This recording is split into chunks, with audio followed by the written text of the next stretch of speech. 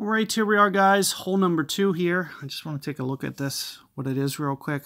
Okay. So I'm thinking, we're probably going to go at this with a wood. I would be surprised if it isn't. So Sniper Kingmaker looks like a good combination for me.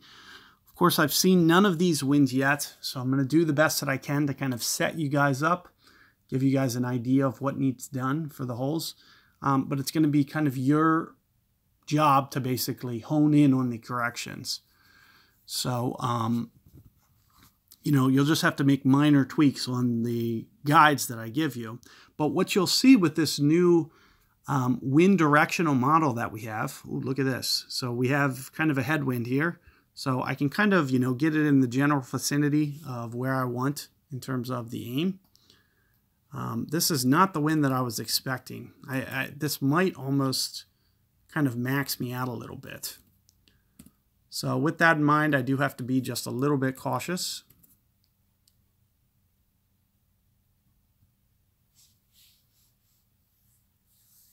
But I think I'll be okay. But with this new wind directional model, you'll see much better values reported. So the first thing I'm going to need to do is I'm going to need to span the range of my club. I'm unfamiliar with Nordic Fjords, especially from the second tee box. It's never existed in game. So let's just take a look. And it looks like we won't quite be at max, but we're also not at mid, because we're going to be pulling up towards max. So I'm going to need to use an adjustment up here somewhere. So that's what you're going to need to think about when you're doing your ring adjustments. So when I'm looking at my power slider, I'm kind of looking up here at kind of 10.8 rings, for instance. So that's what you're going to see me adjust. You're also going to see me still play wind effects. So you'll see that I'm kind of putting the guide through the hole. But I'm also going to go these 10.5 rings. And also you can see that I'm just kind of starting just a little bit more than a ring. And I'm going to make sure that I get, almost 11 rings here. It might seem like a little bit of an overplay, but you'll see with our new model that it's landing actually even a little bit short. So even at 10.5, 10 point, you know what? I used elevate. I used like 5% here. But, 5% isn't going to make or break that. I'm going to have to give you guys a second revision. 11.3 there. It looks like it might have just landed just a little bit short, but let me go through this real quick for you guys just so you can see kind of using this new tool.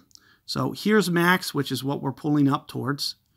Here's mid. So you don't ever want to use the mid club because we're pulling up towards max. So here's 8.3 this time. You'll see I'm going to set the wind.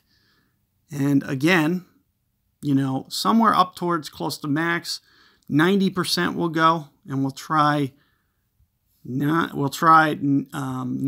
11 rings this time. And also, we'll keep our ball guide just a little bit better as well. So here, let's try. You can see that I kind of pre-went one ring ahead of time. And let's see if I can get this just a little bit better. I'm going to play the wind effect a little bit better. Plus, my landing zone, well, it looks like I don't need all that curl. I might not even need curl.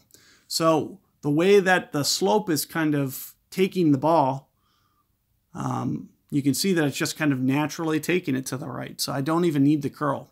So that's probably more or less what kind of went wrong last time, is I curled it into the water. So again, first time for me using that, but do keep in mind, using this power slider, you'll see that I might start at mid club, but you can't use the mid club number. And that's why you're seeing that I'm needing to go 11 rings for an 8.3.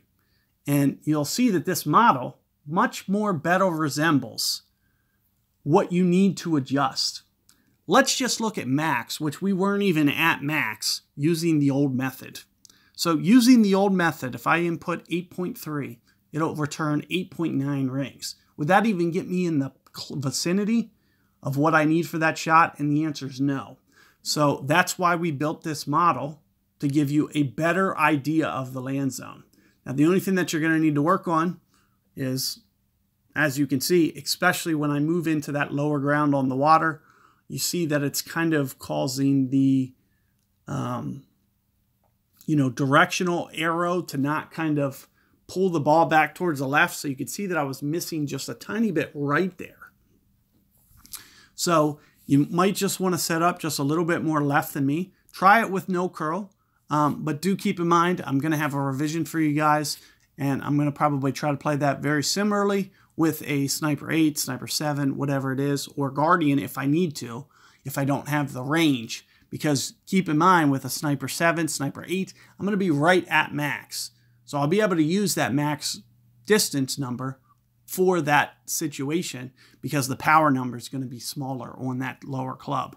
But with the Sniper 10, you'll see that I'm much kind of closer to a 90% shot, and that's where the ring value is coming into play. Here it says 11.3 for the rings for this wind. So you'll see that the model is much better built to be able to take advantage of all these subtle differences. So hopefully you guys can start to get the hang of this. There is going to be some slight improvements that are going to actually come to this. There's a couple things that are happening that we're kind of, not happy about. We're also going to put in quick wins so you can, you're going to have the diagonal pad plus this for a little bit more. We're going to give you both option as well. So look forward to that in the upcoming days. And, we're going to work through this entire guide using it so you'll get a little bit more comfortable seeing me be able to do it and then just going and replicating it for yourself. So good luck, and I will catch you guys on the next one.